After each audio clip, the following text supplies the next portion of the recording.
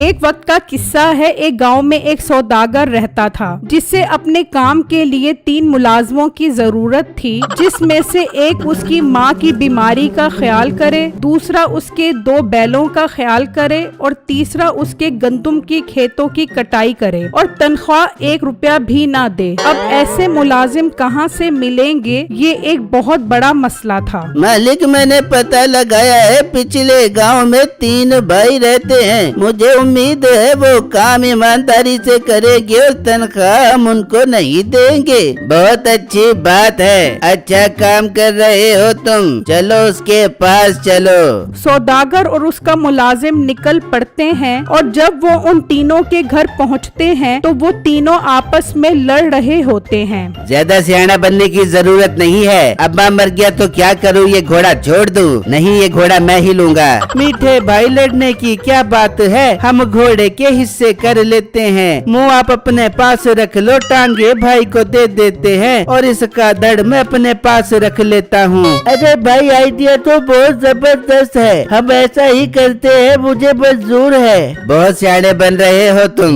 मुँह मुझे दे दो ताकि मैं इसे हर वक्त खिलाता ही रहूं। नहीं नहीं, मैं इसकी टांगे लूंगा। हाँ ठीक है, मैं वैसे भी टांगे नहीं लेना चाहता, अगर टांगे भाग गई तो मैं कहाँ जाऊँगा, मुझे धड़ ही दे दो। वो सौदागर उन तीनों बेवकूफों की बातें सुन रहा होता है। मुलाजिम बनते तो तूने बहुत अच्छे ढूंढे हैं, ये तो बहुत बेवकूफ हैं। इनसे तो हम काम करवाते रहेंगे और पैसे भी नहीं देने पड़ेंगे। चल इनके पास चल। वो उन तीनों के पास आते हैं। अरे लड़को, तुम कैसी फजूल बातें कर रहे हो? अगर इस घोड़े की टांगे, सर और धड़ अलग कर दिया तो ये घोड़ा मर जाएगा।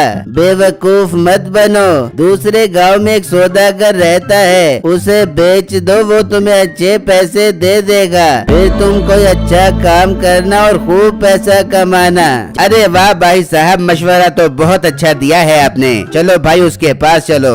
वो तीनों भाई उस घोड़े को ले जाते हैं। चल मुंशी, अब तेरा काम है इस घोड़े को इनसे हथियाना। ठीक है मालिक, आप फिक्र मत करो। फिर वो दोनों भी उनके पीछे पीछे निकल पड़ते हैं और वो तीनों जंगल के रास्ते उस घोड़े को दूसरे गांव लेकर जा रहे होते हैं। अरे भाई, मैं तो चलते चलते थक गया हूँ और चला नहीं जा रहा। हाँ, थक तो मैं भी गया हूँ। चलो फिर कुछ देर आराम कर लेते हैं और इस घोड़े को इधर बांध देते हैं। वो तीनों उस घोड़े को बांध देते हैं और आराम करने के लिए लेट जाते हैं कि उन्हें नींद आ जाती है। फिर सौदागर का मुलाजिम आता है और वो घोड़ा खोलकर ले जाता है और सौदागर के पास आ जाता है। वाह वाह, बहुत अच्छा काम किया है तूने। राधा और मंगू कहाँ रह गए हैं? मालिक, वो आने वाले हैं। इतने में वो दोनों भी पहुंच जाते हैं। आओ आओ, मैं तुम्हारा ही इंतजार कर रहा था। मुलाजिम, मैं ये घोड़ा लेकर जा रहा हूँ, तू इन दोनों को प्लान समझा दे, फिर तुम इन तीनों को लेकर मेरे डेरे पर पहुँचो। ठीक है मालिक, मैं उन्हें समझा देता हूँ, आप जाओ। सौदागर घोड़े को लेकर चला जाता है और मुलाजिम उन दोनों को सारा प्लान समझा देता है। मैं समझ गया हूँ, तुम फिक्र मत करो, मैं ऐसा ही करूँगा। मंगू, तू भी समझ गया है ना? हाँ, मैं समझ गया हूँ। वहाँ उन तीनों की आँख खुल जाती है तो देखकर वो हैरान रह जाते हैं कि उनका वहाँ घोड़ा मौजूद नहीं होता। ये घोड़ा कहाँ चला गया? और ये सब तुम्हारे सोने की वजह से हुआ है, ना हम सोते और ना घोड़ा कोई लेकर जाता। भाई लोगों, क्या आप बातों में ही टाइम जाया करते रहोगे या घोड़े को ढूंढने भी चलोगे? वो बातें कर ही रहे होते हैं कि वहाँ राधा आ जाता है। क्या हुआ, तुम लोग इस वक्त इस जंगल में क्या कर रहे हो? भाई साहब, हम सो रहे थे कि हमारा घोड़ा कोई खोल कर ले गया। वो काले रंग का घोड़ा तो नहीं था? जी भाई, काले रंग का घोड़ा था। वो तो मुझे रास्ते में भागता हुआ मिला था, वो मैं पकड़ के अपने घर ले गया था। अरे मेरे प्यारे भाई, वो हमारा घोड़ा है, वो हम सौदागर को बेचने जा रहे थे। आप हमें हमारा घोड़ा वापस करो। चलो आओ मेरे साथ, मेरे घर चलो। वो तीनों सौदागर के बंदे के साथ चल पड़ते हैं और थोड़ा आगे आते हैं तो मंगू किसी और घोड़े का सर लेकर लेकर जा रहा होता है। अरे ये तो हमारे घोड़े का सर है, तूने हमारे घोड़े का सर तन से जुदा कर दिया। हाँ, ये घोड़ा जंगल में खड़ा था, मैंने इसका सर अलग कर दिया, बाकी इसकी टांग और धड़ तो वहीं पर खड़ा है। अरे भाई ये तूने क्या किया? हमें ले चलो, हम अपने घोड़े का सर वापस उसके ऊपर रख देंगे और उसे सौदागर को बेच देंगे। अच्छा तो फिर चलो हमारे साथ। अब राधा, मंगू और वो तीनों चल पड़ते हैं और चलते चलते सौदागर के घर पहुंच जाते हैं। अरे भाई साहब, आप तो वही हो जो हमारे घर आए थे और आपने ही हमें मशवरा दिया था कि अपना घोड़ा सौदागर को बेच दो, लेकिन रास्ते में हमें ये आदमी मिला, इसने हमारे घोड़े का सर तन से जुदा कर दिया। अरे पागलो, मैं ही सौदागर हूँ और ये दोनों मेरे ही बंदे हैं और तुम्हारा घोड़ा भी मेरे पास है। हमारा घोड़ा भी वापस करो। तुम्हारा घोड़ा भी कैद है और अब तुम तीनों भी कैद हो मेरे पास। ये तुम तीनों को यहाँ तक लाने का हमारा प्लान था। अब तुम तीनों सारी जिंदगी मेरे पास काम करोगे।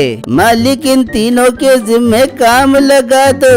ये सब सुनकर वो तीनों डर जाते हैं। ओ पोनी वाले, तू मेरी माँ का ख्याल करेगा, वो बहुत बीमार है, मक्खियाँ उनको बहुत तंग करती है, तू कोई भी मक्खी उनके करीब ना आने दी। और तू टोपी वाले, तू मेरे दोनों बैलों के चारे और पानी का ख्याल करेगा और तू मेरी गंदम की फसल पकने तक जमीन के पानी का ख्याल करेगा। तुम्हें रोटी मिल जाएगी, लेकिन कोई भी पैसों का मुतालबा न करे, वरना तुम्हारी खैर नहीं। चलो अब काम पर लग जाओ। फिर मीठा उसकी माँ की देखभाल के लिए खड़ा हो जाता है और कम्मो उसके बैल की और तीसरा भाई सौदागर की फसलों की हिफाजत के लिए खड़ा हो जाता है। इस तरह कई दिन गुजर जाते हैं। तुम तीनों मेरी बात गौर से सुनो।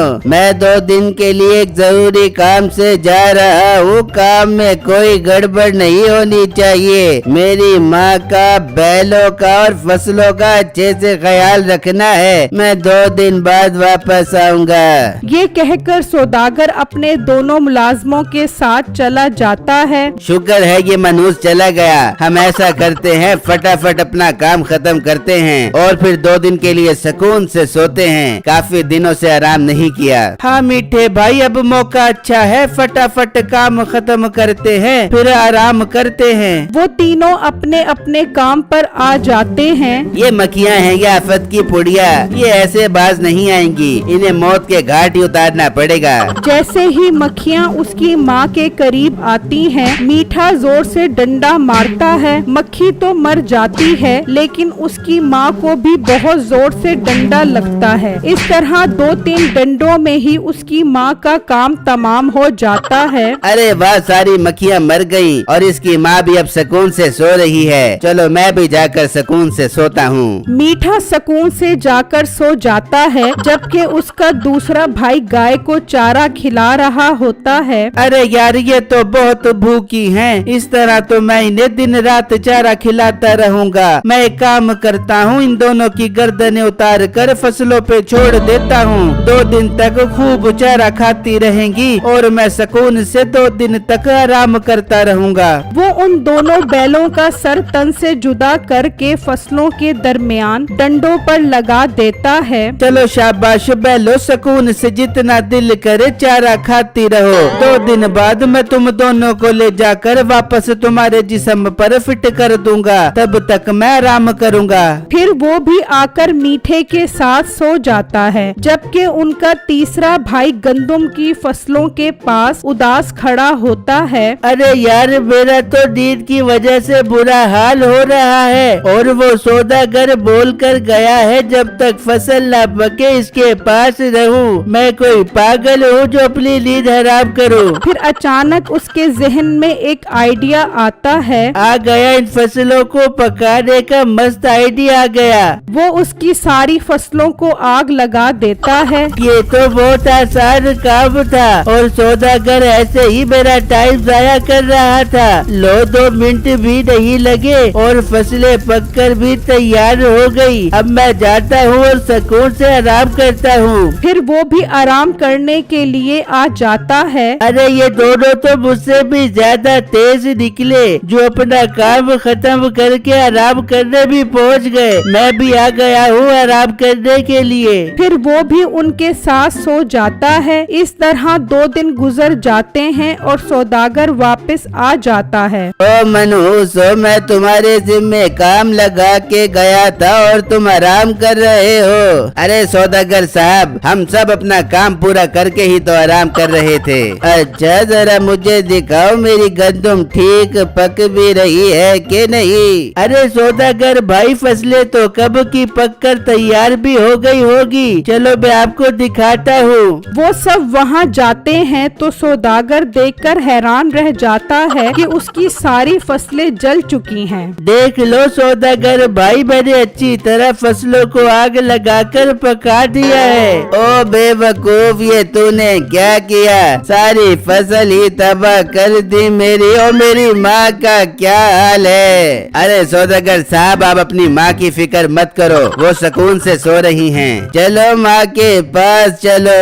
वो माँ के पास आ रहे होते हैं कि रास्ते में उसे खेतों में अपने दोनों बैलों का सर नजर आता है। ये तो मेरे बैलों के सर लग रहे हैं। अरे भाई साहब, लग नहीं रहे कि आप ही के बैलों के सर हैं। मुझे आपके बैल बहुत कमजोर लग रहे थे, इसलिए मैंने इनकी गर्दनें उतार कर खेतों पर लगा